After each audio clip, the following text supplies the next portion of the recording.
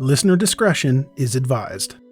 Hello and welcome to True Crime, the podcast that helps you find new, emerging, and undiscovered true crime podcasts. I'm Greg, the host and curator of True Crime. Today's episode is from Crime Soup. On Crime Soup, two best friends focus on unsolved and lesser-known cases every Tuesday. If you like today's episode, make sure to check out the episode description for links to subscribe. All right, let's get this show started. Begin. Welcome to Crime Soup Podcast. I'm your host, Kaylee Carter. And I'm Hannah. And this week we'll be discussing the 1974 attempted massacre of the Williams family in rural Florida and the evidence that convicted an 18-year-old young man. This is the story of the Williams family from Hawthorne, Florida.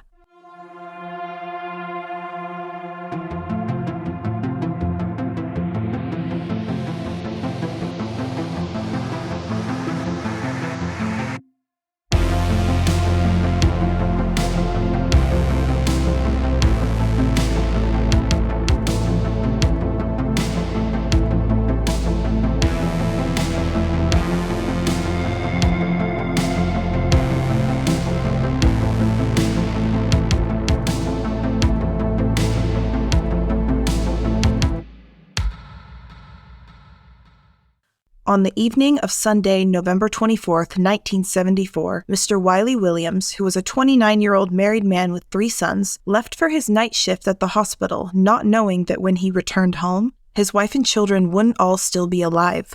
Wyley and his 27-year-old wife, Anna Louise Williams, born Anna Louise Peppers, were a young black couple that lived in Hawthorne, Florida with their 3 sons, Wyley Jr., age 10, Harold, age 9, and Andrew, age 7. Wyley and Anna had only lived in this particular home for the past 9 years, but they both grew up in the area. In fact, Anna's mother lived just across the road. Anna had given birth to their oldest son, Wyley Jr., in April 1964, when she was just 16 years old, before she and Wyley Sr. got married 6 months later. They had 3 sons in 3 short years, and Wyley Sr. worked 2 jobs to support his family. It wasn't easy. Most days he worked from 8:30 in the morning until after 2 the following morning, only coming home with enough time to sleep before doing it all over again. The Williams family lived in Hawthorne, Florida, which is a small rural town just 16 miles east of Gainesville and the University of Florida. Wyley's second job, his night job, which he worked from 6 p.m. to 2 a.m., was actually at the University of Florida's Shands Teaching Hospital in Gainesville, which is where he was the night of November 24th, 1974, when his family came under attack. According to Mr. Williams, when he left for his night shift at the hospital that Sunday evening, his family was happy and healthy, and the doors were locked behind him. What happened next was a nightmare. A telephone operator for Southern Bell Telephone Company testified she was on duty and working the switchboard on the night of November 24th, 1974, and about 10 or 15 minutes after midnight, the Hawthorne switch on her telephone panel lit up. When she plugged in to receive the call, she heard screaming and a voice saying, "Please don't, I won't tell anyone." She further testified she could hear children screaming in the background, but was unable to get a response from the caller. She instinctively and immediately relayed the call to the Alachua County Sheriff's Office emergency number. However, she continued to keep her key open and listen to the screaming and crying. From the moment the call was relayed from the telephone company to the sheriff's office, the call was taped. Attempts were made to have the call traced so the exact location of the screaming could be determined. Unfortunately, the attempts were unsuccessful. The nerve-wracking screaming, pleading, and crying lasted approximately 23 minutes, until there was total silence on the phone. Next, you could clearly hear Mr. Williams arrive home at about 2:35 a.m. and hear his cries and moans of, "Anna, Anna, oh God, what happened, boys? Who did this to you?" And his further responses as he would locate each member of his family in turn seeing their bloody condition. Mr. Williams got off work at approximately 2:05 a.m. on the morning of November 25th, 1974, and arrived back at his home in Hawthorne approximately at 2:35 a.m. He noticed lights on in the house and the front door open. As he went into the house, he first saw his youngest son, Andrew, bloody. He looked into his and his wife's bedroom and saw her lying on a bed and a mass of bloody sheets and pillowcases with the telephone off the receiver lying at her side. After a frantic search, he located the other 2 boys who were bloody and cut up. Having determined that his wife and his oldest son were dead, Mr. Williams, without disturbing anything, ran to a neighbor's house and had the sheriff's department summoned. Lieutenant Hanson, the shift commander for the Alachua County Sheriff's Department, arrived at the Williams home, followed by 2 other deputies from that office. As he entered the front door, he saw the blood on the floor. He observed Mrs. Williams on the bed with a sheet across her from the waist down, her nightgown pulled up around her neck, and the telephone off the hook lying beside her bloody body. He then found their 10-year-old son, Wyley Jr., dead on the bunk bed in his bedroom. He located the 2 younger children in the house, cut and bleeding, but still alive.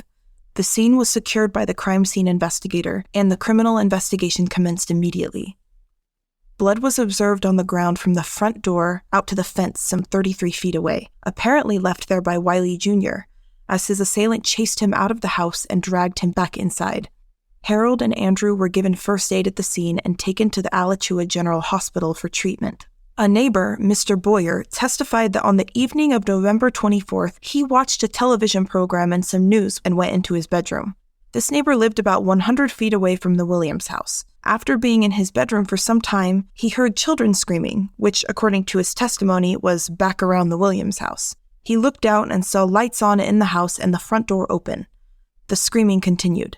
The oldest boy, whom he recognized as Wyley Jr., ran out the front door hollering and screaming, being chased by a larger boy, whom he did not recognize. The larger boy dragged the Williams boy back into the house. He continued to hear screaming from the Williams home, but for whatever reason, he did not investigate to determine the cause. Yeah, this just pisses me off. I don't know on what level of mind your business you have to be on to look away from that, but that is... because that could have changed everything. Like, they might have all still been alive at that point. The police are listening to this, and they're desperately trying to trace the call and figure out where this is happening. If Mr. Boyer, their neighbor, had just called in and said, yeah, it's the Williams house, this all could have been resolved 50 years ago. And I get it to some degree, not wanting to draw attention to the police. You don't want the police in your neighborhood. I totally get that. And I guess hindsight is 20/20, but yeah, it's really frustrating to see this and be like, why didn't you just call?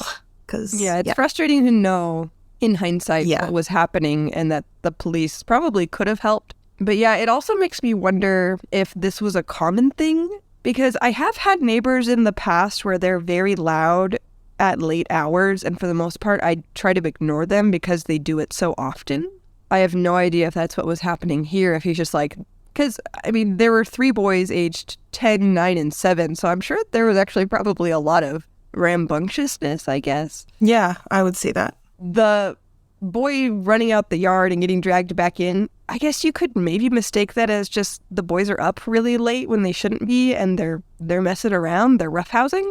But I feel like the difference between someone screaming for their life and someone screaming just because they're playing or wrestling with their brother would be different.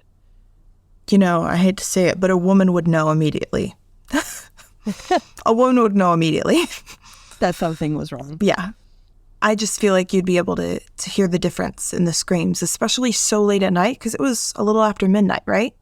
Like, it would be weird for the boys to be up that late anyway, like, even if they did stay up later. And I'm assuming it was probably a school night. No, because it was November 24th, so it was probably Thanksgiving. Well, it was a Sunday night going into Monday. So it wouldn't have been Thanksgiving. No. They would have had school the next day. And actually, I reached out to some of the people who remember this crime, and I had a woman, I won't name her, I think she wants to stay anonymous, but she messaged me and said that she was in Wyley Jr.'s elementary school class. They were in 5th grade together, and she still remembers, and it still haunts her because she was friends with Wyley Jr., and she remembers being in school and them saying, like, he's not coming back. And she described him as being a very quiet and very smart young boy, not someone who, like, stirs up a bunch of trouble. Yeah.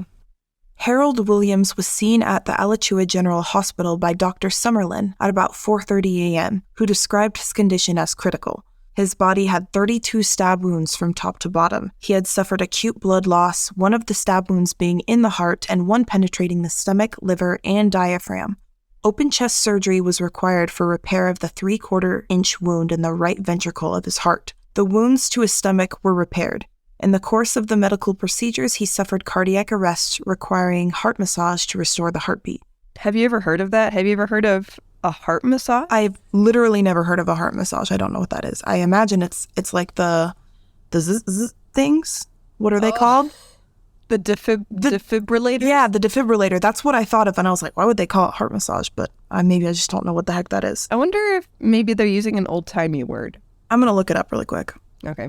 Yeah, but it sounds like so Harold is the 9-year-old. He's his second oldest son, and he's in critical condition. He's been stabbed 32 times and obviously has lost a lot of blood, and to the point where one of the stab wounds, which is a 3/4 inch wound in his heart, has stopped his heart completely. So they're having to revive him. That's how bad his condition is. Okay, a cardiac massage is cardiopulmonary resuscitation, so that can be like chest compressions or the defibrillator, artificial ventilation. Okay. Yeah. But yeah, so they revived him. The youngest son, 7-year-old Andrew Williams, had 2 stab wounds in his chest, one of which caused a collapsed lung. He had several lacerations on his face, lacerations on his left thigh, lacerations on the left knee, and a laceration to the right side of his chest. The body of 10-year-old Wyley Williams Jr. contained only 2 wounds, one on the left side of his chest, which passed through his heart and into his liver, and one in his abdomen near the belly button. He had bled to death from the heart wound.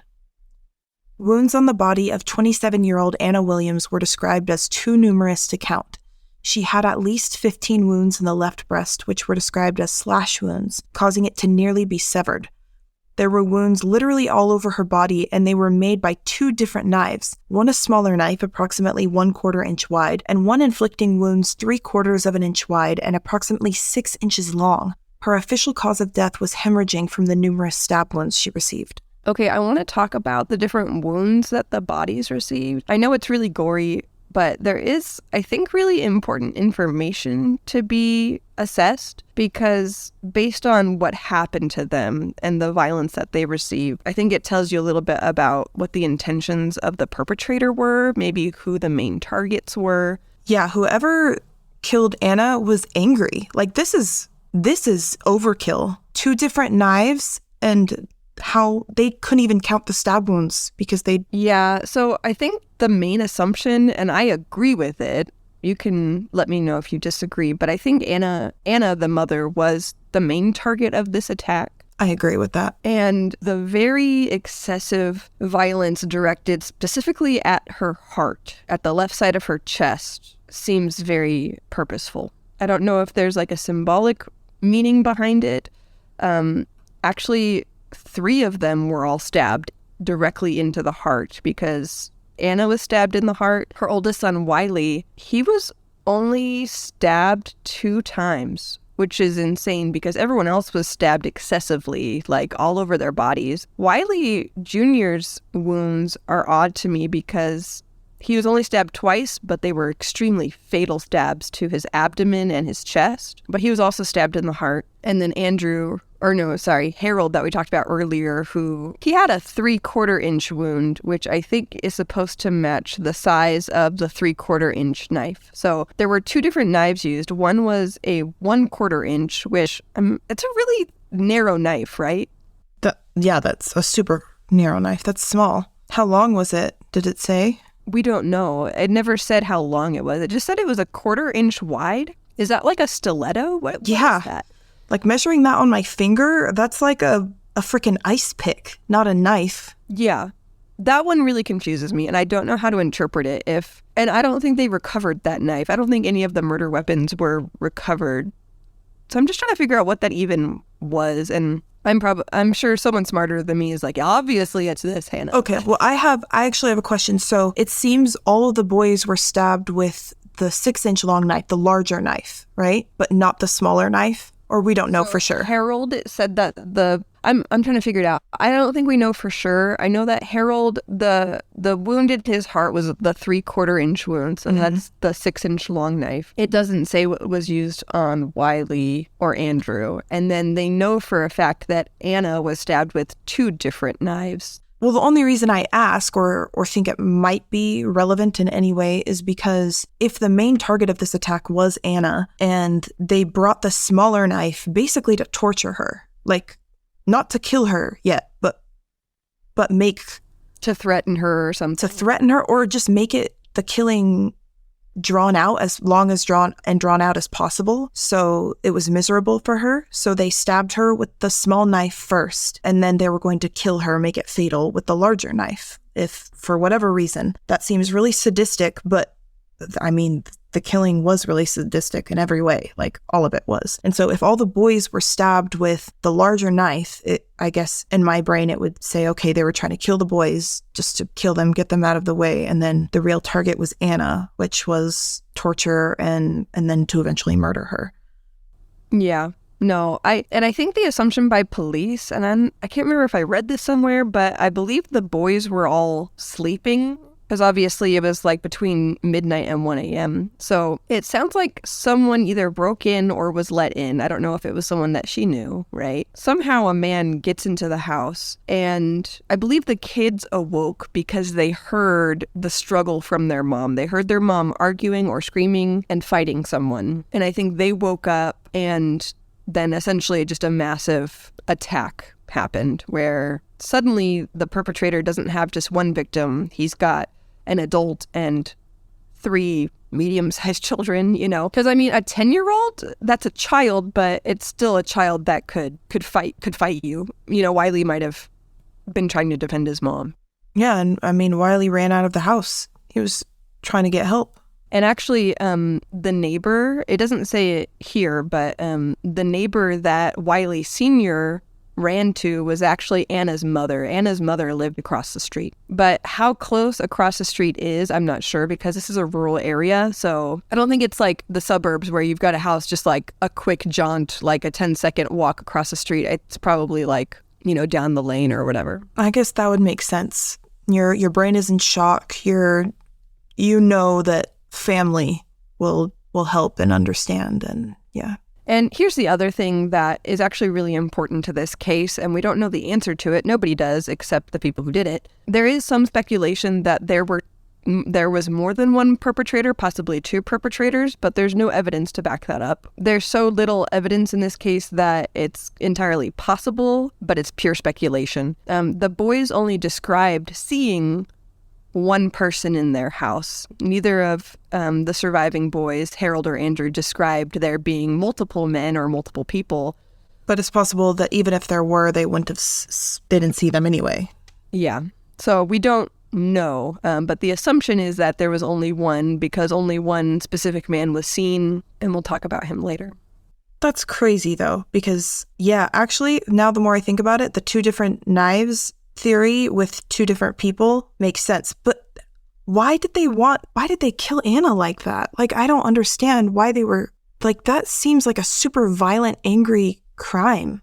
I don't understand. Honestly, I think your original theory is the one that I feel the most drawn to, is that I think somebody broke in, Anna was the target. They were planning to probably sexually assault her and maybe beat her or torture her. And I don't know if they brought the knife, that small 1/4-inch knife, because they were planning on using it, or it might just be an everyday carry knife that they just had.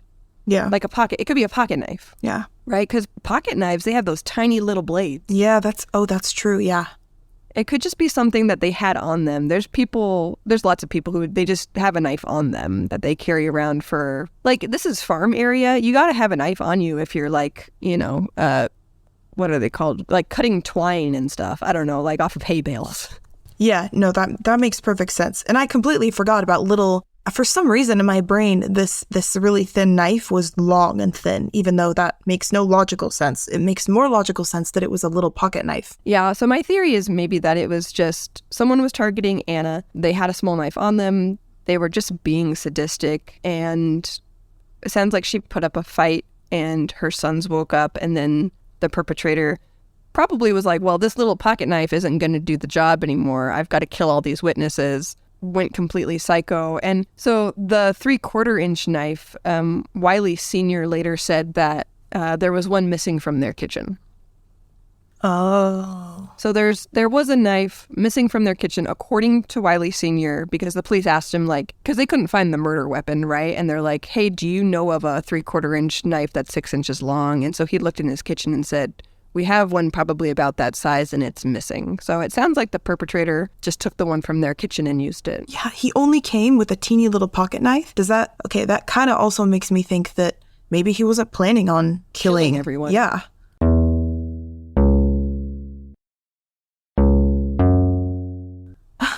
Anna wasn't killed swiftly. So it wasn't about the murder. It was about the pain. It was about the suffering. It was sadistic. Yeah, like did they have any enemies? Like did Wyley Sr. have anybody who he was having issues with? Like longtime rivals? What about Anna? Like she was with Wyley for a long time, so I don't understand. Yeah, and I mean, women do get randomly attacked just by men who hate women. It's true. That's true. But the first place that police would want to go and want to look is to see the people closest to them. Yeah. Right? Because this seems like a very personal attack. Extremely personal, like really intimate. And I can't help but it bothers me that Wyley specifically stated that before he left for work that he locked the doors behind him, that the house was locked up like for the night and the family was planning on staying in. So there's like no reason for if someone had gotten in, they would have either had to have broken in or had to have been let in.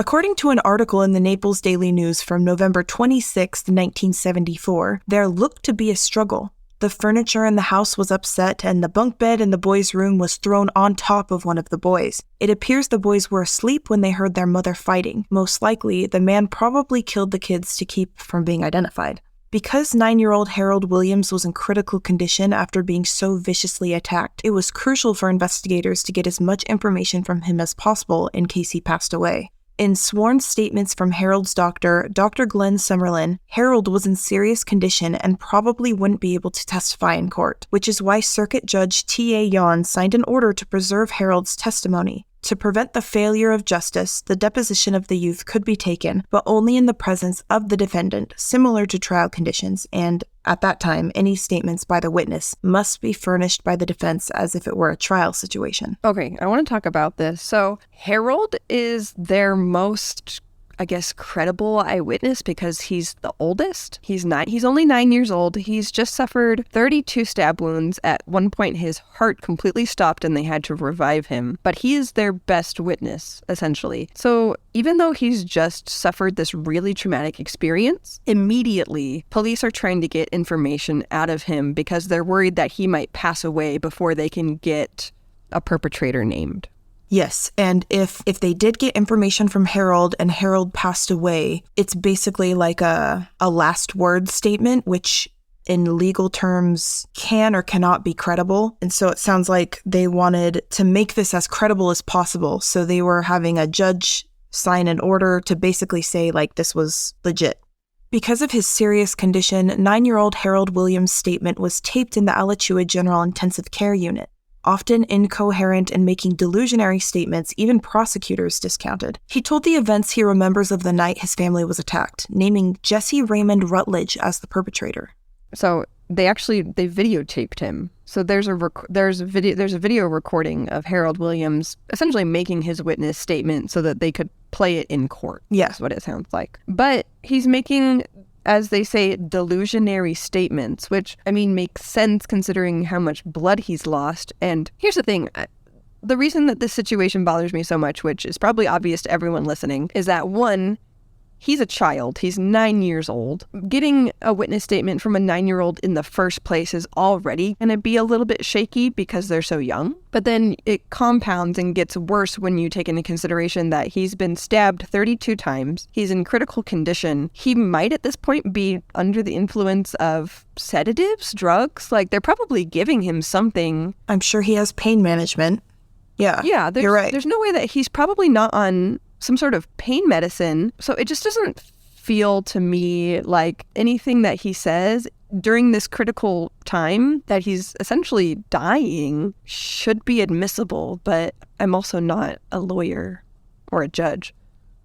Yeah, the conditions for this are absolutely crazy. And not to mention, they probably got him interviewed like as soon as they possibly could after his surgery. And like, if you've ever had a major surgery, I don't think you're coherent for like a full 2 weeks after, like, because you're on so much pain meds and you're in a ton of pain and your body just went through something traumatic. And it's not just major surgery for Harold, he was almost stabbed to death. So there's a lot of things happening with his poor little body as he's trying to recover, and that's probably why he was incoherent and saying things that didn't make sense to anybody. Yeah. No, it'd be weird if he wasn't making incoherent and delusionary statements. Yes. Like if he was perfectly well composed, like I'd be like, what the heck is happening here? Yeah. This boy's Superman. Yeah. Yeah, no. So these are not ideal circumstances. Not in the slightest. Okay, so I want to find out, according to the police, he names a suspect. He names an 18-year-old man. In my heart, I want to say 18-year-old boy, because to me, 18-year-olds are still boys. They're children, yes. But I guess technically, I would say he's an 18-year-old young man named Jesse Raymond Rutledge. So can you tell me more about Jesse Raymond Rutledge? Absolutely. So 18-year-old Jesse Raymond Rutledge was a resident of the small rural community of Hawthorne, where the victims also lived. Rutledge was arrested at his home late Monday and charged with 2 counts of first-degree murder and 2 counts of assault with intent to commit murder. But police declined to elaborate on the details that led to the arrest and said the investigation was continuing. Captain Wes Schellinger of the Alachua County Sheriff's Department said that Rutledge did know the victims, although they were not social acquaintances. I actually reached out to Jesse's family about this case because I wanted their version of events. I wanted to hear what Jesse's alibi was. And the response that he gave me was that he personally did not know Anna Williams, the victim, the mother. He said that essentially this is a very small town. So even today, there's only about 1,500 people in Hawthorne, Florida, which is very small. And that's like the size of a high school, maybe a little bit bigger, you know? Yeah, my high school was bigger than that town. I think I had 2,000 people or more. Yeah, so this is a very small rural community. He knew of her, essentially, but they were not friends. It's like, yeah, I know their family, but it's not like we talk, right? According to Jesse, her brothers, Anna's brothers, would help his grandfather on his various farm properties, which... I mean, if you've ever lived in a small rural town, that's just kind of how it is. It's like you know of people. Yeah. Even if you're not friends, you're like, yeah, I know them, but not really. Yeah, that's not weird. Yeah, that's how he explained his relationship to Anna. He's like, I don't really know her, but I know of her and I know her brothers, right? According to Jesse, he has claimed his innocence. He says that he was not involved in this murder whatsoever. He lived in town. He was 18 years old at the time, and he was at his family's home. He said that Sunday night that the attack happened, he had been out. I don't know if he meant like if he was bar hopping, but he said he was out smoking and drinking with his cousin, Barbara Jean, and that she had dropped him back at their family home at about 11 or 11:30 that night, and that he just went to sleep. And the attack, we know, happened between midnight and 1 a.m. So obviously his family backs up his alibi and says, yeah, he was home and he was in his bed sleeping. But to be fair, that's not like a super strong alibi.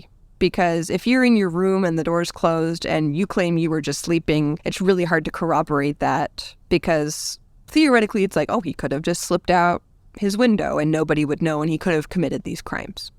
The defense, in examination of investigators, brought out Harold's original statement where he only identified his attacker as one of Scoopy's boys, the name of a band of young Hawthorne men. Rutledge's name was picked out by the 9-year-old as the deputies read off a list of those known to hang out with that group. Okay, so I don't really have a ton of information about this, but what we find out is that Harold identified the perpetrator as one of Scoopy's boys, which I don't know who Scoopy is or how he got the name Scoopy, but I guess Scoopy's boys is referring to a band, or you might say like a gang, of men who are known around town, I think, to commit petty crimes. So when Harold doesn't know the name of his attacker, the police essentially supply him with a list of names and say, was it any of these men? Or which of these men was it? I don't know how they phrased it. I don't know how coercive they were. I don't know if they were hoping that he would choose a specific one, which police have been known to do. But essentially they gave him a list, and that's how he came up with Jesse's name. He didn't know it off the top of his head. And Jesse also, I don't know exactly the details of it, but apparently at this time, the reason that he's even on this list and that police know who he is because he's on parole for a burglary. Okay, so they were like, oh, that matches. Well, that's our suspect, without even continuing on the list. He just matched the name. He had a burglary charge, and so he was the suspect. Well, it's not entirely random or even out of the ordinary for police to be like, okay, somebody broke into this house and committed a crime. Who do we know who has a history of this? And it's a very small town. So they probably didn't have a super long list. And they're like, and I think that's typical for police to start with already known perpetrators. Like, these are the people who have been in jail recently or who have committed crimes recently. Let's start with them. The problem is that Jesse doesn't have any motive in this case. He did not know Anna.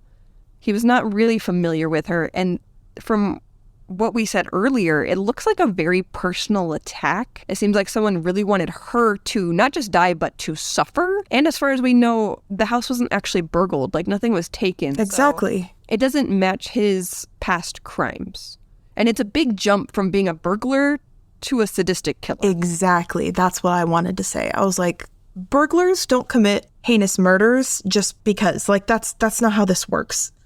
Like, somebody who's capable of, like, sexual assault or, like, domestic violence, to me, is capable of heinous murders like this, but not burglars. Like, it's just two very different crimes. Yes. That makes me angry. Okay. We'll continue on so you can hear the rest of the story. Investigator Ray Huckabee stated scrapings found under Anna Williams' nails were sent to the FBI lab and assumed to be human flesh, but Rutledge had been stripped for a close inspection and showed no signs of any scratches on his body. Okay, you would have to have some type of defensive wounds on your body if you had committed this crime. Like, absolutely. Like, the boys fought back, Anna fought back. You would have to have defensive wounds, especially because Anna was stabbed so many times and presumably kept alive for at least 23 minutes that we can hear on the phone, right? She fought back.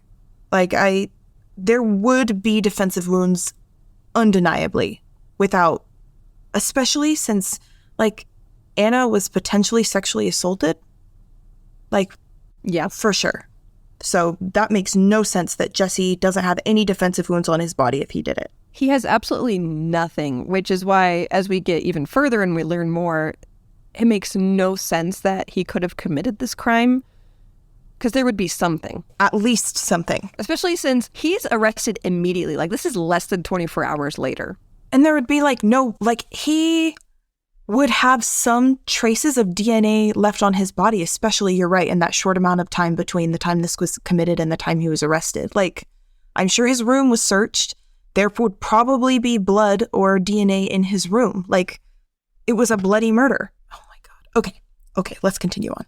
The state presented no other testimony except the videotape of Harold to put Rutledge at the scene, and Rutledge and his attorneys stated that he was with his family the night of the murders, which, again, as we said, isn't a super awesome defense or alibi, but it is what it is.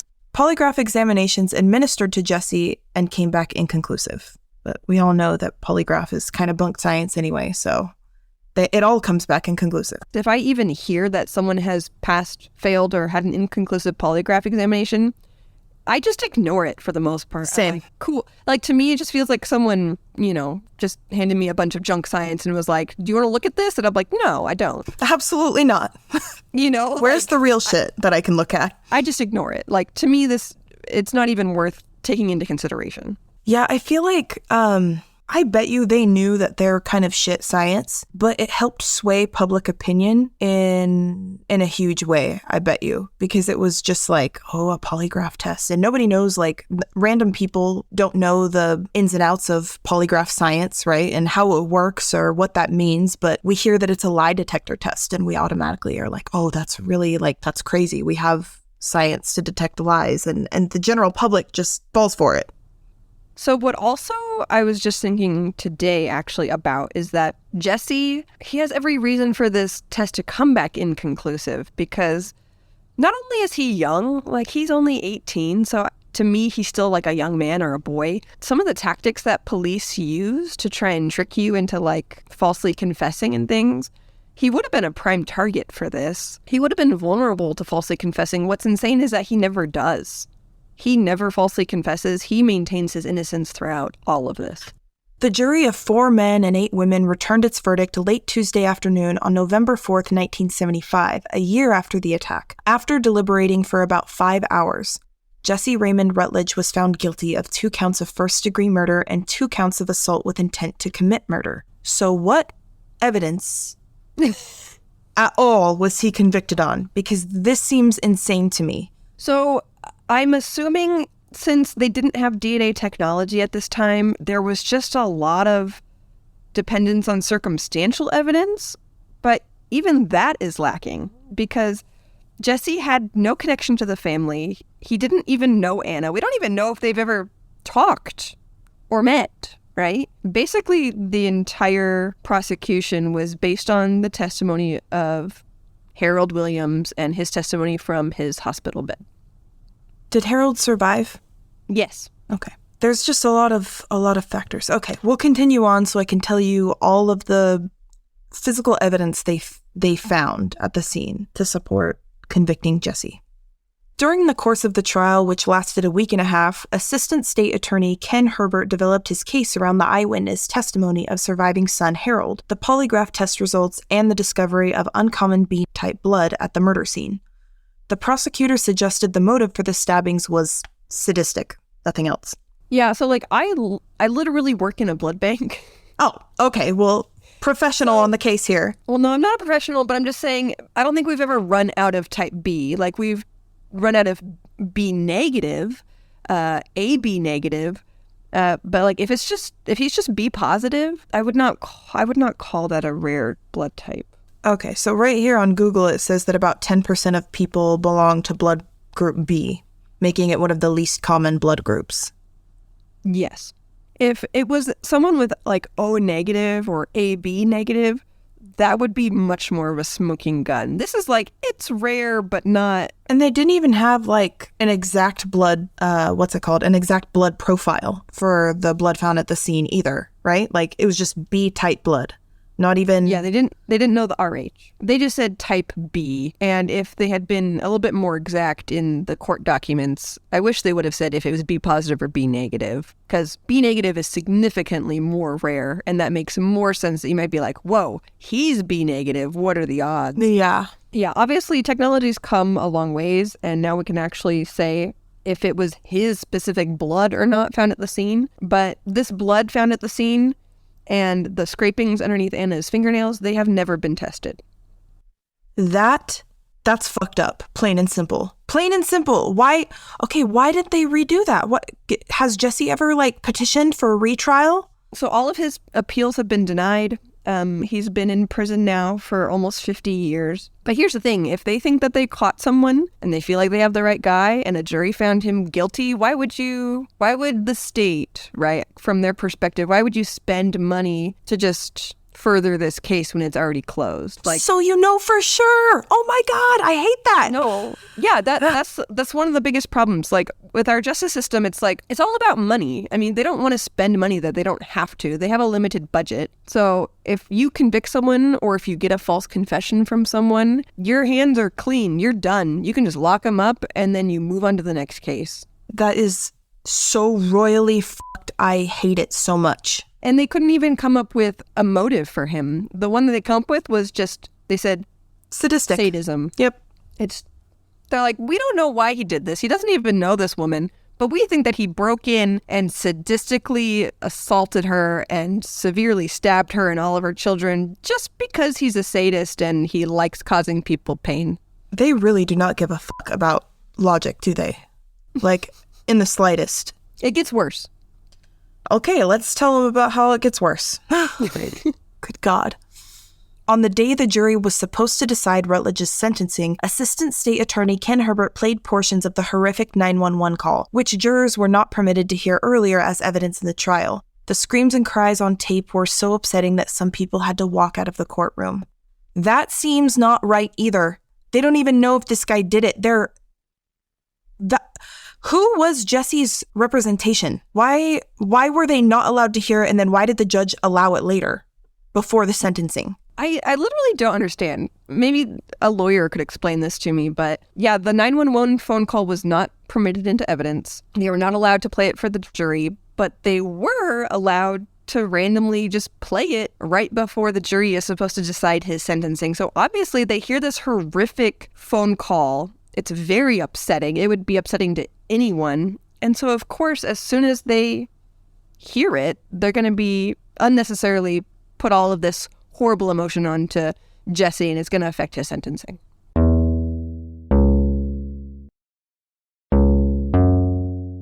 Like, they have no evidence whatsoever that Jesse did it. None. Like, it's all circumstantial at best. Even the circumstances don't really point to it. No, they don't line up and they don't make sense. So it seems like legally, for lack of a better term, legally f***y that they allowed this. Like, they just couldn't bring it in as evidence, but they were allowed to play it in general as part of like their closing statement or something. Like, yeah, that is not okay. I mean, it was really smart on the prosecution's end because they want to super.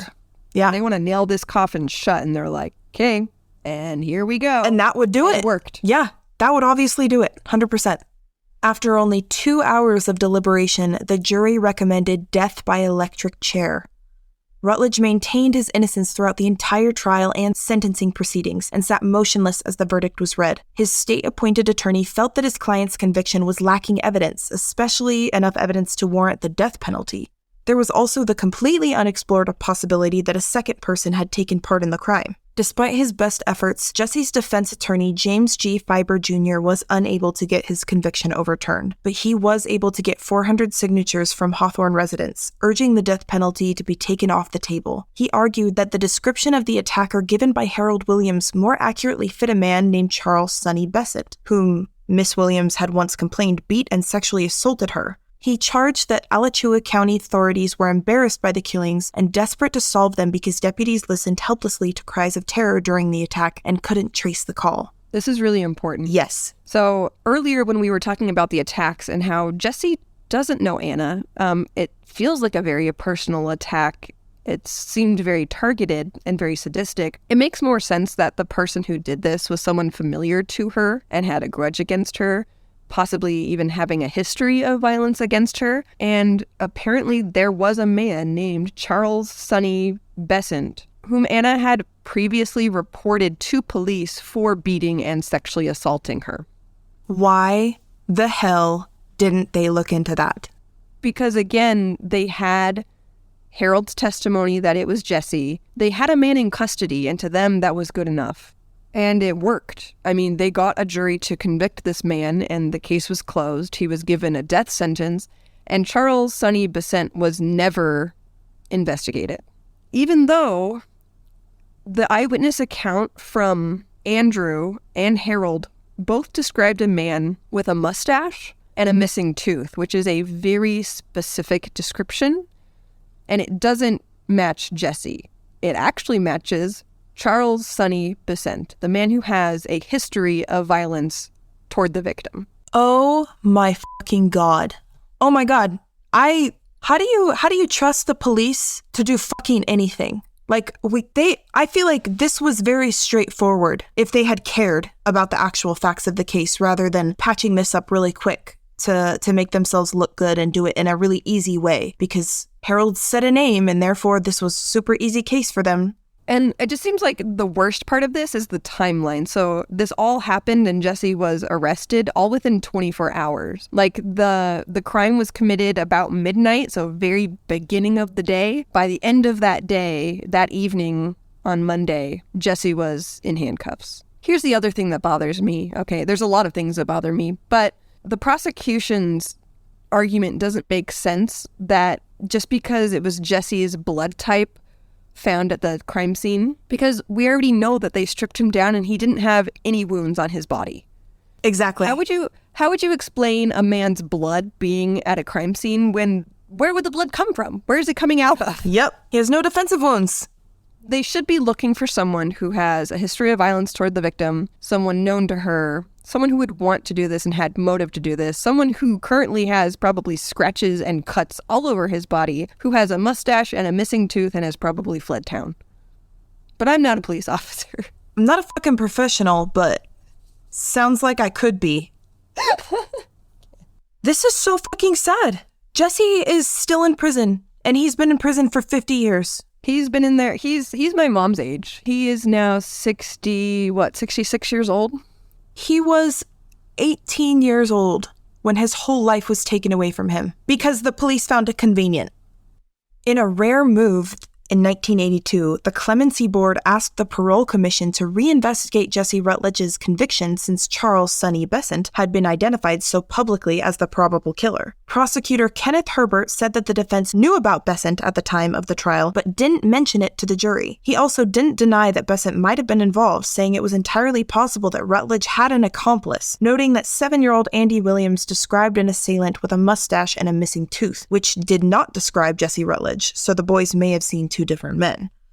One theory for motive by the prosecution was that Rutledge broke into the Williams home at a time he was on probation for breaking into another home, and possibly killed them to keep from jeopardizing his freedom. The reason that I don't think that this is what happened, because they're arguing that Jesse had a history of burglary, right? So they're like, okay, so maybe he killed these people because he broke into their home, and when they woke up, he had to kill them. If you're burglarizing someone's home, you don't kill someone like this. No. In 1983, Florida Governor Bob Graham commuted Jesse Rutledge's death sentence to life imprisonment. The sparse news reports indicate that the governor may have been influenced by the possibility that another man, Charles Sonny Besant, more closely matched the description of the suspect. The victim had previously complained that Besant had beaten and sexually assaulted her, although it is not absolutely certain when the information about Rutledge's innocence emerged. Two attorneys who represented Rutledge believed that the evidence about Besant's possible involvement was known at the time of the trial. Currently, Jesse Raymond Rutledge has been incarcerated for almost 50 years. Both of his parents have since passed away. Wyley Williams Sr. joined his wife and son in death in 2016, but as distant as 1974 may seem today, the small town of Hawthorne, Florida still carries the sorrow of this crime every day. Anna Williams' mother is still alive and still misses her daughter. Wyley Jr.'s 5th grade classmates still think about him and remember how they felt when they learned he wouldn't be coming back to school. For others, the quick arrest and conviction of 18-year-old Jesse Rutledge was a reminder that the town was heavily controlled by a few major groups, and if you didn't want to get on their bad side, it was best to keep your head down. Jesse's family still holds out hope that one day he can be exonerated and return home. The reason that this case caught my attention is because I was reading the newspaper archives and I came across this full-page newspaper article, and I believe it was the current pictures of all of the Florida inmates on death row. So obviously it caught my attention because I was looking through the newspapers and suddenly there's just this big wall of all these men's pictures. And so it had all these men's pictures in alphabetical order, and then beneath their picture it had just a quick summary of their crime. And so I was kind of going through reading, and then I get to one really particularly heinous crime, the murder of, it said it was a double homicide, a mother and her child. And I just immediately was like, what kind of monster could do this? After reading it, I looked up at his picture and I expected to just see a monster, right? Someone with crazy eyes or just looked really awful, but I saw the picture of Jesse, and I know you can't tell from looking at someone if they're a monster or not. You can't tell by looking at someone if they're a sociopath or if they're capable of murder. And I know that, and I'm not arguing that. But I looked at his picture, and he just had the saddest looking eyes. He just looked like a broken man. And it intrigued me enough that I felt like I needed to learn more about the case. So I was like, how did this happen? What led to this crime, right? How did Jesse know them? Why did he do this to them? And so when I started to read the court documents, when I started to read the newspaper articles, I got about halfway through and none of the evidence was stacking up. I think this man is innocent. And so I did everything I could to try and look him up, see if, was he ever exonerated? Did the charges ever get dropped? Because to me, after looking at all of the facts of the case, it seemed very obvious that this was a miscarriage of justice. And so I reached out to him. I found him in the prison system and I emailed him and I didn't get a response, and I kind of forgot about it for a while. But this last week, it kept bothering me and I felt like I needed to pursue it more. And I reached out to his hometown. I made a post on his local Facebook group to see if anyone had any information, if anyone remembered the crime. And it turns out that everyone remembers this crime. It has left a huge gaping hole in this community. A lot of people were affected. A lot of families are still grieving the loss of, the Williams family, and it's caused a lot of pain. But in addition to that pain, we also have the pain of Jesse's family, who they believe he's innocent. He's maintained his innocence, and I wanted to try and help them in any way that I could. And the only way I knew of doing that would be potentially the Innocence Project. So anyone unfamiliar with the Innocence Project, cases like Jesse's are a perfect example of eligible cases where there is DNA evidence that has never been tested that could possibly exonerate someone. And we know from this case that there was blood and there were fingernail scrapings. So Jesse's case would be eligible. So this past week, I filled out an application and I wrote a letter and I mailed it off to the Innocence Project. And right now, it's probably just still in transit, but we will probably do an updated episode if and when we hear back from them. My hope is that they can help Jesse, that DNA can get tested, and we can finally get him exonerated, assuming that he is innocent, or if he's not, we'll know the truth. Crime Soup listeners, please sign the Change.org petition organized by Jesse's nephew. We're going to link it in the description and on social media. Also, Hannah wrote a letter to the governor of Florida to petition him to exonerate Jesse. If you feel so inclined to do the same, I'm sure Jesse's family would appreciate it. As always, thank you for tuning in to this week's episode. Be sure to follow us on social media and let us know your thoughts on this case. You can find us on Instagram and Twitter at crime_soup and on TikTok at Crime Soup Podcast. Tune in next Tuesday for your next helping of delicious crime soup. Bon appetit!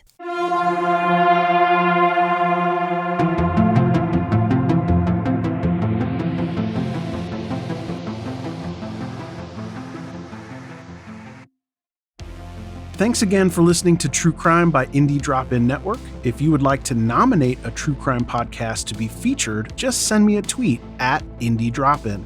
I'd also love to hear if one of our featured podcasts is now your favorite show. Indie Drop-In survives off ad revenue and listener donations. If you would like to contribute, please consider buying me a coffee. You can go to buymeacoffee.com/Indie Drop-In. If you look at the very bottom of the episode description, I put a link in there to make it really easy. Indie Drop-In has many other shows that you also might like. Just go to indiedropin.com. All right, see you next week.